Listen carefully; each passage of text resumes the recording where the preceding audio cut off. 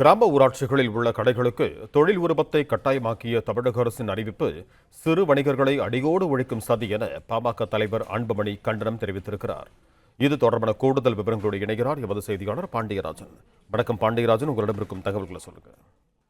கிராம ஊராட்சிகளில் வணிக உரிமம் கட்டாயமாக்கப்பட்டிருப்பது இட்லி கடைகள் சிறு வணிகர் போன்ற சிறு வணிகர்களை அடியோடு ஒழிக்கக்கூடிய சதி என பாமக தலைவர் அன்புமணி ராமதாஸ் கண்டன அறிக்கை வெளியிட்டிருக்கிறார்.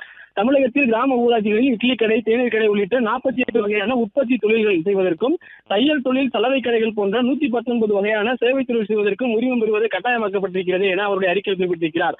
சீர்திருத்தம் என்ற பெயரில் தமிழக அரசு மேற்கொண்டுள்ள இந்த நடவடிக்கை கிராமப்புற பொருளாதாரத்தையும் கிராம மக்களின் வாழ்வாதாரத்தையும் அளிக்கும் தன்மை கொண்டவை எனவும் அவர் குறிப்பிட்டிருக்கிறார். கிராமப்புற கடைகளுக்கு 250 ரூபாய் முதல் 50,000 ரூபாய் வரைக்கும் உரிம கட்டணம் நிர்ணயிக்கப்பட்டிருப்பதாகவும், அது மட்டுமின்றி உரிமத்திற்கான விண்ணப்ப கட்டணமாக 500 ரூபாய் செலுத்த வேண்டும் என்றும் அறிவிக்கப்பட்டிருப்பதாகவும் அவர் குறிப்பிட்டிருக்கிறார்.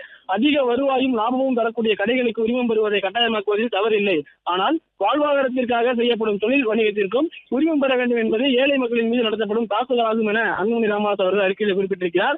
கிராமப்புற கடைகளில் உரிமம் பெறுவதுடன் மற்றும் இந்த நடவடிக்கைகள் நின்றுவிடப் போவதில்லை எனவும், உரிமம் பெற்ற கடைகளுக்கு தமிழக அரசின் சார்பில் எந்த உதவியும் செய்யப்படாது.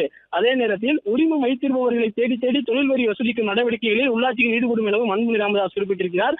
வீடுகளில் சிறிய அளவில் நடத்தப்படும் பெட்டி கடை, இட்லி கடை ஆகியவற்றிற்கு உரிமம் பெறப்பட்டால் அதையே காரணம் காட்டி அந்த வீட்டுக்கான மின் இணைப்பை வணிக இணைப்பாக மாற்ற மின்வாரியம் முயற்சி செய்யும் எனவும் அவர் குறிப்பிட்டிருக்கிறார்.